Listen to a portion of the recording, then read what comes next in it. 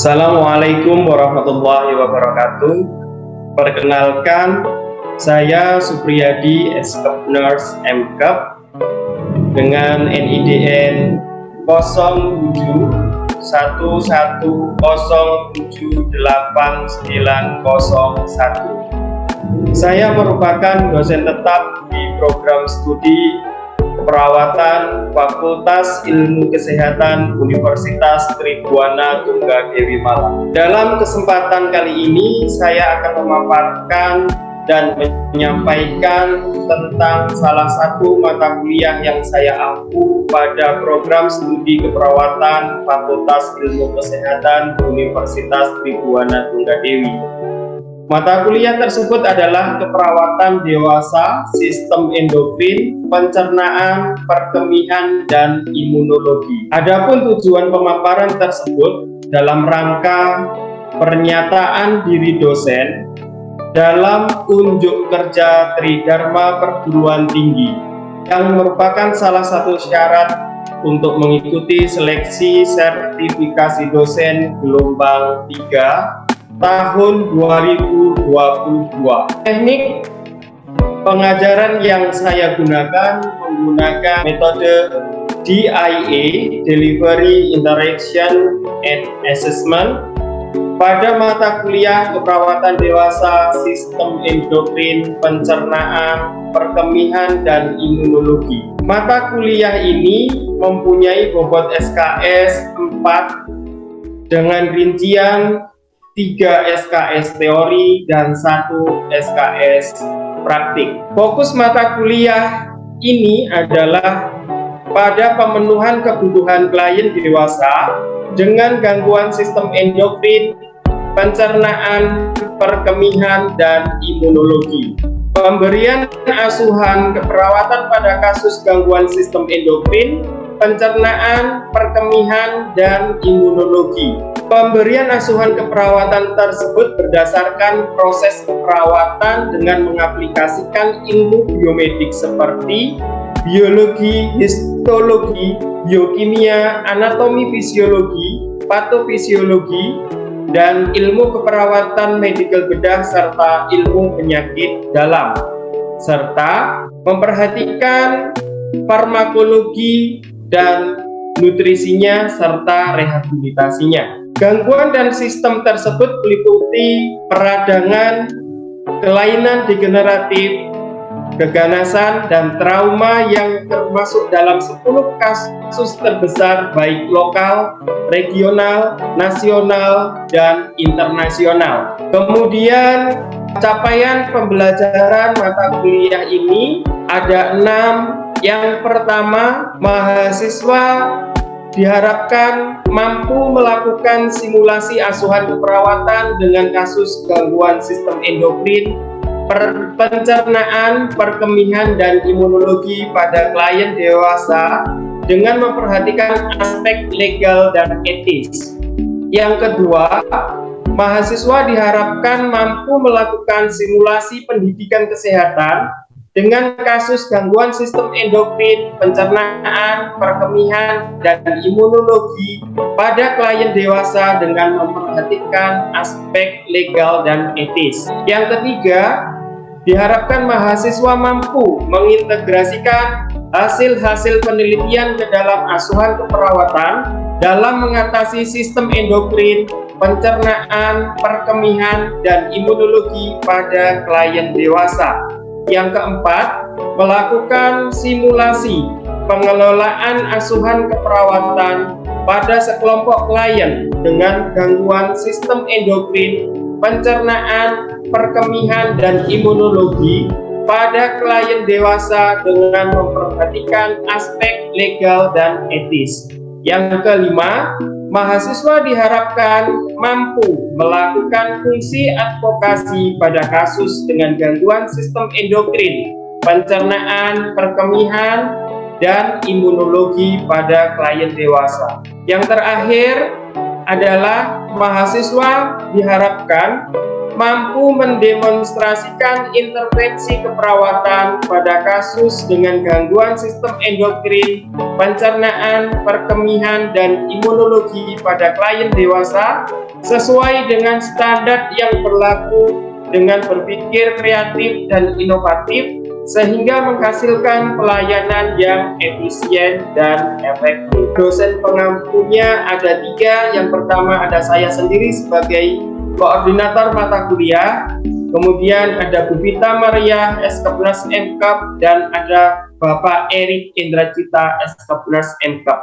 Di mana pembagiannya dalam mata kuliah ini saya sendiri memegang sistem endokrin dan perkemihan, kemudian Ibu Vita memegang sistem pencernaan, dan Bapak Erik memegang sistem imunologi. Daftar referensi yang saya pakai dalam mata kuliah ini ada Bulcek, kemudian Nursing Intervention and Classification, kemudian ada Lewis, ada Surgical Nursing Assessment and Management, kemudian ada Taylor, Handbook, dan tidak lupa juga penelitian kami, saya sendiri, ada penelitian saya yang saya masukkan sebagai referensi dalam mata kuliah ini. Terus kemudian ada juga penelitian saya dengan Bu Novita Dewi serta Bapak Erik yang berjudul tentang komparasi efektivitas daun salam, Syzygium polyanthum, dan jahe atau Cinniber officinale terhadap kadar gula darah pada pasien diabetes mellitus tipe 2. Kemudian ada jurnal saya sendiri yang berjudul Kepatuhan Pengobatan pada Penderita Diabetes Mellitus tipe 2 di Puskesmas X Kota Malang. Kemudian saya akan menjelaskan tentang metode yang tadi saya sampaikan, DIA, Delivery Interaction and Assessment. Perkuliahan selama pandemi COVID-19 dilaksanakan secara daring. Untuk pelaksanaan perkuliahan, saya menggunakan media Zoom, Google Classroom, dan Google Meet. Dengan menggunakan media tersebut, saya dapat bertatap muka langsung dengan anak didik atau mahasiswa. Juga saya bisa berinteraksi serta berkomunikasi langsung dengan para mahasiswa. Media yang saya gunakan selain media Zoom, Google Classroom, dan Google Meet, saya juga menggunakan Google Form untuk pelaksanaan UTS dan UAS. Dalam hal interaction, beberapa metode yang saya pergunakan selama proses pembelajaran diantaranya adalah metode ceramah, focus group discuss, student center learning, dan demonstrasi di laboratorium, tentu dengan menerapkan protokol kesehatan serta menjaga jarak aman. Penggunaan metode ceramah dan fokus group discuss ketika menjelaskan tentang anatomi, fisiologi, patofisiologi pada masing-masing sistem. Sedangkan metode student center learning dan fokus group discuss digunakan ketika membahas asuhan keperawatan di mana mahasiswa diberikan tugas untuk membuat asuhan keperawatan dengan kasus pada masing-masing sistem dan kemudian dipresentasikan. Penggunaan fokus group discuss dan student center learning juga digunakan ketika membahas tren dan isu serta hasil-hasil penelitian tentang pelaksanaan gangguan pada masing-masing sistem. Dan yang terakhir adalah pelaksanaan metode demonstrasi digunakan ketika pembelajaran praktikum di laboratorium. Kemudian beberapa komponen penilaian dengan bobot penilaian sebagai berikut: UTS 25%, UAS 25%, tugas individu 10%, tugas kelompok 15%, dan tugas praktikum 25%. Penilaian dan bobot penilaian telah disampaikan pada saat awal perkuliahan melalui penjelasan kontrak kuliah, sehingga mahasiswa telah mengetahui hal tersebut di awal perkuliahan. Dengan harapan mahasiswa dapat mempersiapkan strategi untuk mendapatkan nilai sesuai dengan yang diharapkan. laksanakan. Berikut merupakan cuplikan pembelajaran yang telah saya laksanakan dengan menggunakan media Zoom. Selamat menyaksikan. Assalamualaikum warahmatullahi wabarakatuh. Selamat pagi semuanya. Selamat pagi, Pak. Hari ini kita akan kuliah tentang konsep asuhan keperawatan pada kasus diabetes mellitus tipe 2.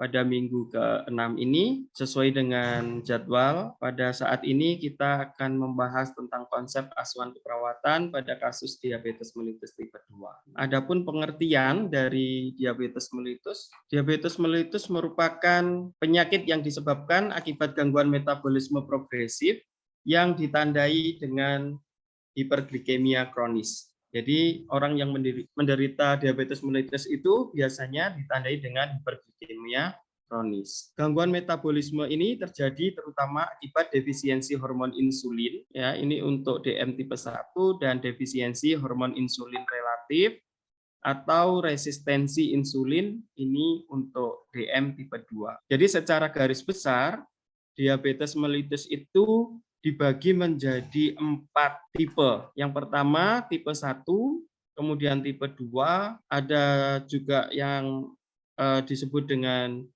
diabetes gestasional, ini tipe yang ketiga, kemudian yang keempat adalah diabetes tipe lain. Nah, untuk yang biasanya terjadi pada masyarakat itu biasanya adalah yang tersering adalah DM tipe 2. Diagnosis untuk diabetes mellitus tipe 2, untuk menetapkan diagnosis bagi penderita diabetes mellitus ini dibutuhkan sebuah pemeriksaan. Nah, pemeriksaannya adalah pemeriksaan kadar gula darah. Ini jenis pemeriksaannya ada ya yang saya ambil. Yang pertama adalah pemeriksaan kadar gula darah perifer. Ini secara acak, jadi kapanpun dan dimanapun, tidak ada batasan waktu dan tidak ada aturan tertentu. Jadi begitu ada pasien datang boleh diperiksa. Ini biasanya disebut dengan pemeriksaan kadar gula darah acak. Jadi kalau kadar gula darah acak ini dikatakan atau kemungkinan DM jika kadar gula darahnya mencapai 200 atau lebih dari 200 mg per desiliter. Kemudian yang kedua, ini pemeriksaan gula darah perifer, tetapi pasien diwajibkan untuk berpuasa. Nah, berpuasa ini wajib dilakukan kurang lebih selama 8 jam untuk pemeriksaan kadar gula darah perifer puasa. Nah, jika hasilnya kadar gula darah setelah diperiksa nanti menunjukkan angka di atas 126 mg per desiliter atau lebih dari itu, dan ketika dilakukan pemeriksaan berulang untuk kedua kalinya juga masih tetap di atas 126 mg per desiliter, maka dapat ditegakkan diagnosis bahwa pasien tersebut menderita diabetes mellitus. Adapun klasifikasi dan etiologinya, saya mengambil yang sering terjadi saja di Indonesia, biasanya ada tipe 1 dan tipe 2. Nah, klasifikasinya saya ambil 2, tetapi secara garis besar klasifikasi dari DM itu ada 4. Nah, yang pertama ini adalah diabetes mellitus tipe 1. Biasanya disebabkan karena terjadinya kerusakan sel beta pankreas akibat proses autoimun. Jadi DM tipe 1 ini bisa dikatakan sebagai penyakit autoimun karena kerusakan sel beta. Kerusakan sel beta pankreas ini mengakibatkan terjadinya defisiensi insulin absolut. Jadi pada penderita diabetes mellitus tipe 1 ini akan membutuhkan insulin untuk mempertahankan kadar gula darahnya selama hidupnya. Jadi penderita DM tipe 1 ini harus mendapatkan insulin setiap harinya jika ingin mendapatkan kadar gula darah normal. Kemudian yang kedua, ini ada diabetes mellitus tipe 2. Nah, biasanya penderita diabetes mellitus tipe 2 ini mengalami obesitas. Jadi didahului dengan obesitas. Nah, obesitas ini biasanya karena pola makan atau pola dietnya yang tidak teratur ya. Jadi semuanya dimakan sehingga seseorang itu mengalami obesitas. Nah, obesitas ini biasanya berhubungan erat terhadap adanya resistensi insulin. Jadi ada beberapa hal yang terjadi pada kasus tersebut, antara lain hipertensi, dislipidemia, kemudian hipertrigliserida, dan hiperlipidemia. Nah, adapun beberapa faktor yang lain yang mungkin dapat menyebabkan diabetes mellitus tipe 2, di antaranya ada usia lanjut, kemudian kurang aktivitas, dan karena riwayat diabetes gestasional atau riwayat diabetes kehamilan. Nah, ada tanda dan gejala pada penderita diabetes mellitus. Secara garis besar, tanda dan gejala penderita diabetes mellitus itu ada 3 yang secara umum terjadi pada penderita diabetes mellitus. Yang pertama ada poliuri atau banyak kencing, kemudian ada polidipsi atau sering kehausan, dan yang terakhir ada polipagi atau sering merasa lapar. Ada beberapa tanda dan gejala yang lain yang biasanya terjadi pada penderita diabetes mellitus tipe 2. Yang biasanya terjadi adalah mudah lelah, kemudian mengantuk, ada juga gangguan hormonal dan disfungsi ereksi bagi laki-laki. Selain itu, secara umum letak geografis juga berkontribusi terhadap besarnya masalah morbiditas dan mortalitas. Ya, jadi tergantung di mana orang itu berada. Ada juga beberapa manifestasi klinis yang lain atau tanda gejala yang lain, yaitu penurunan berat badan, terus kemudian terjadi kram otot, penglihatan kabur, terus kemudian adanya infeksi jamur atau yang biasanya disebut dengan kandidiasis.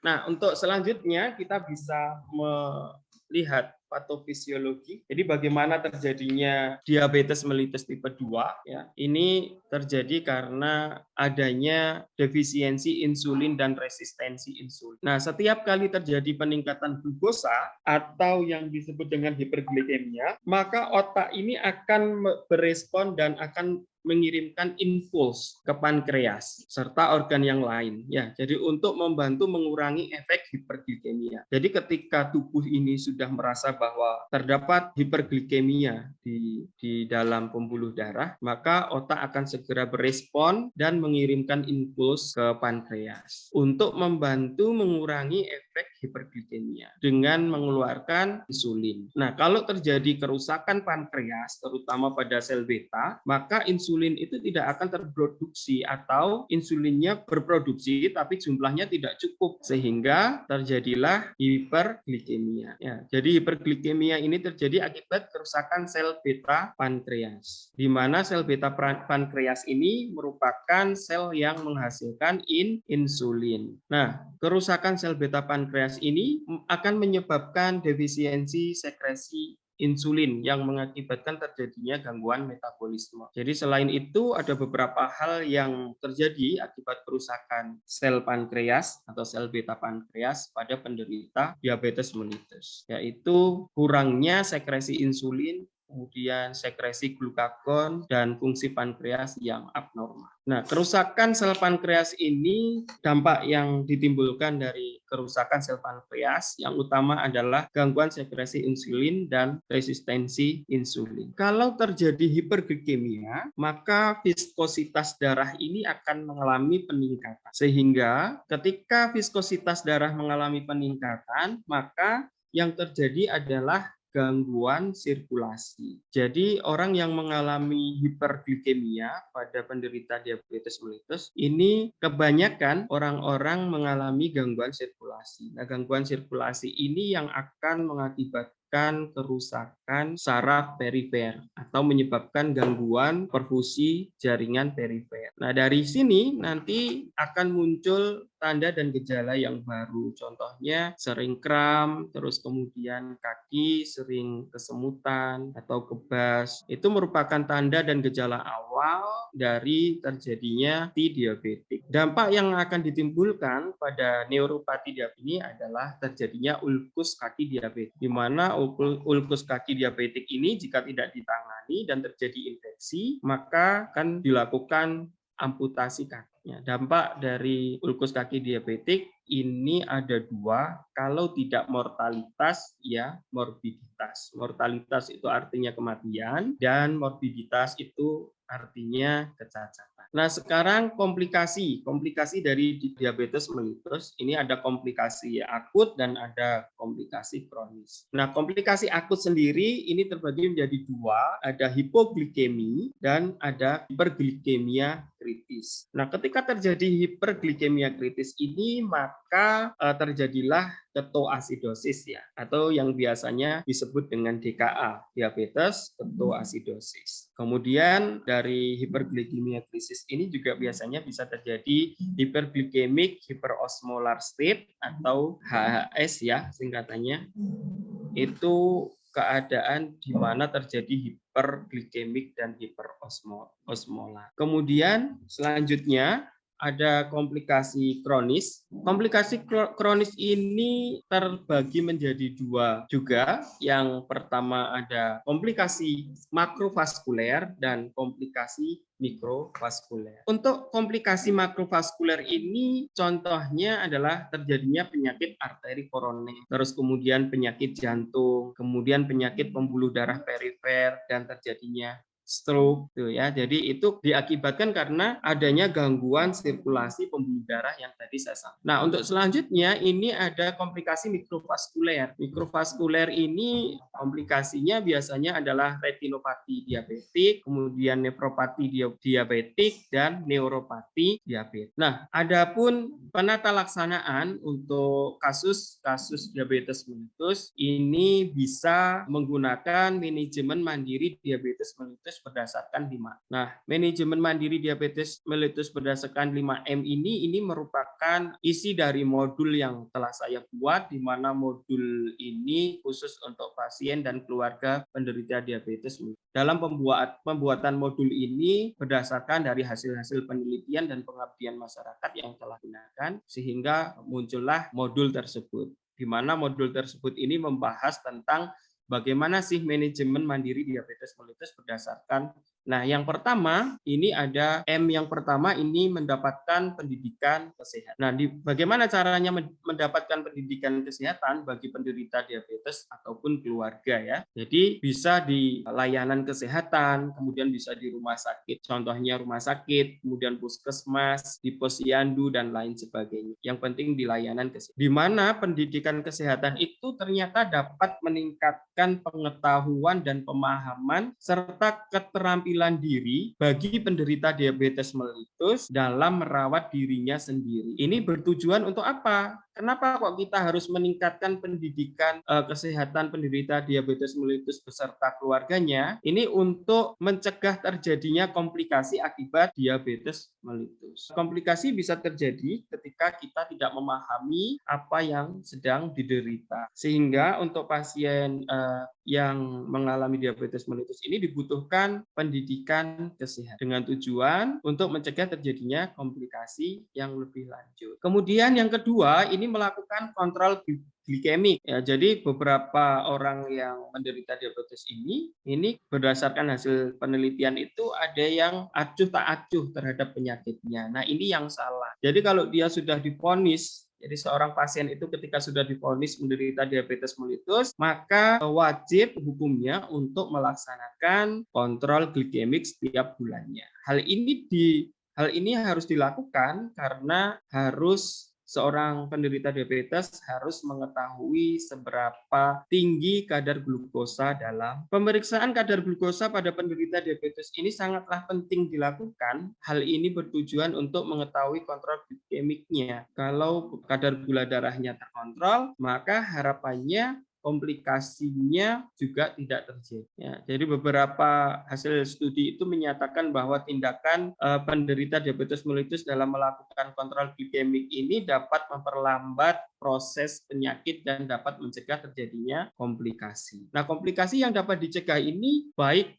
komplikasi mikrovaskuler maupun komplikasi makrovaskuler. Jadi kontrol glikemik yang dilakukan ini juga dapat meningkatkan derajat dan kualitas hidup penderita diabetes mellitus. Ini harapannya. Kemudian yang ketiga, M yang ketiga ini ada melakukan pengobatan. Nah, jadi seorang penderita diabetes mellitus ketika sudah divonis dia menderita diabetes mellitus itu diwajibkan untuk melakukan pengobatan. Nah, pengobatan ini biasanya dilakukan di tingkatan paling bawah, ada puskesmas, kemudian ada rumah sakit tipe D, kemudian ada rumah sakit tipe C, dan ada rumah sakit tipe B, serta rumah sakit tipe A. Pengobatan farmakologi ini bertujuan untuk membantu menjaga keseimbangan kadar glukosa dalam darah melalui obat oral maupun obat injeksi. Kadar glukosa darah yang stabil disinyalir mampu mencegah terjadinya komplikasi dan dari hiperglikemi. Selanjutnya, M yang keempat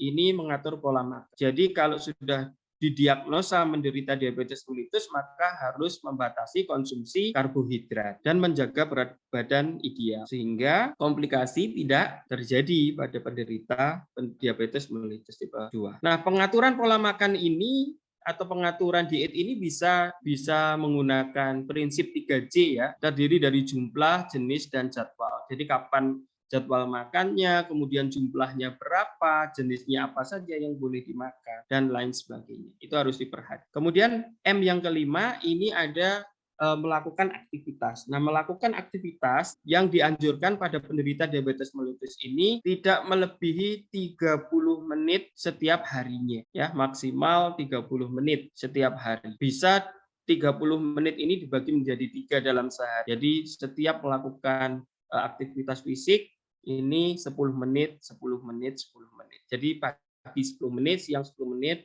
sore 10 menit. Nah, ini tujuannya untuk mencegah terjadinya gangguan sirkulasi terutama pada daerah-daerah perifer. Nah, untuk konsep asuhan keperawatan nanti terdapat 5 langkah. Yang pertama adalah pengkajian, kemudian diagnosis keperawatan, ada perencanaan, implementasi, dan evaluasi.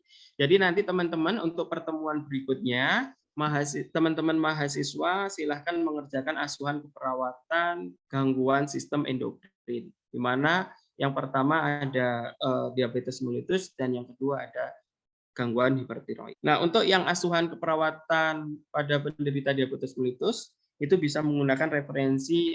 Nah, ini bisa menggunakan referensi dari jurnal yang telah saya terbitkan. Itu bisa dijadikan sebuah referensi atau evidence base dalam membuat asuhan keperawatan. Nah, mungkin ini yang bisa saya sampaikan teman-teman pada pertemuan kali ini. Apakah ada pertanyaan atau ada yang ingin didiskusikan sebelum saya akhiri perkuliahan pada pagi hari ini? Jadi begini Pak, bagaimanakah cara pencegahan terjadinya neuropati pada pasien diabetes? Saya akan jawab pertanyaan dari Salahuddin ya. Bagaimana caranya mencegah terjadinya neuropati pada penderita diabetes mellitus? Tentu yang pertama untuk mencegah tadi sudah saya sampaikan beberapa hal yang bisa dilakukan untuk mencegah terjadinya komplikasi diabetes mellitus. Nah, neuropati sendiri ini terjadi karena akibat dari hiperglikemi. Artinya neuropati bisa terjadi ini karena tingginya kadar glukosa dalam darah. Sehingga tindakan yang harus kita cegah pertama kali yaitu dengan melakukan kontrol glikemi, terus kemudian aktivitas, terus kemudian melaksanakan pengobatan tadi. Jadi bagaimana caranya mencegah terjadinya neuropati diabetik ini? Ini bisa menggunakan teknik 5M tadi. Mendapatkan pendidikan kesehatan, terus kemudian melakukan kontrol glikemik, kemudian melakukan aktivitas, melakukan diet ya. Jadi dengan cara-cara seperti itu komplikasi diabetes mellitus dapat dicegah. Kalau neuropati ini biasanya ditandai dengan hilangnya rasa pada daerah perifer seperti kaki, terus kemudian rasa kesemutan atau rasa kebas atau rasa seperti terbakar dan lain sebagainya. Ini merupakan sebuah tanda dan gejala dari neuropati. Nah, ini bagaimana caranya mencegah? Caranya mencegah berdasarkan penelitian yang pernah saya baca, beberapa penelitian yang pernah saya lakukan, ini kita bisa menganjurkan terhadap pasien untuk melakukan aktivitas kaki. Nah, aktivitas kaki ini sendiri ini bisa pakai Burger Allen exercise atau bisa memakai aktivitas kaki seperti senam kaki, kemudian spa kaki, perawatan kaki, dan lain sebagainya. Nah, perawatan kaki sendiri ini biasanya diajarkan pada penderita diabetes mellitus, termasuk senam kaki dan lain sebagainya.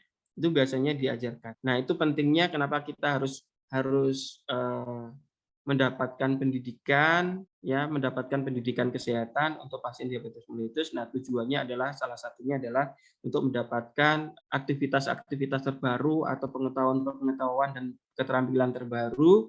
Pengetahuan atau keterampilan terbaru itu digunakan untuk penata laksanaan diabetes mellitus. Karena kalau kita hanya mengandalkan obat-obatan saja, kemungkinan besar pasien itu tidak akan patuh terhadap pengobatan itu sendiri. Terima kasih telah mengikuti perkuliahan pada pagi hari ini. Semoga apa yang saya sampaikan bermanfaat dan ada kurang lebihnya saya mohon maaf. Saya akhiri. Wassalamualaikum warahmatullahi wabarakatuh. Selamat pagi dan sampai berjumpa minggu depan. Terima kasih, Pak. Ya, sama-sama.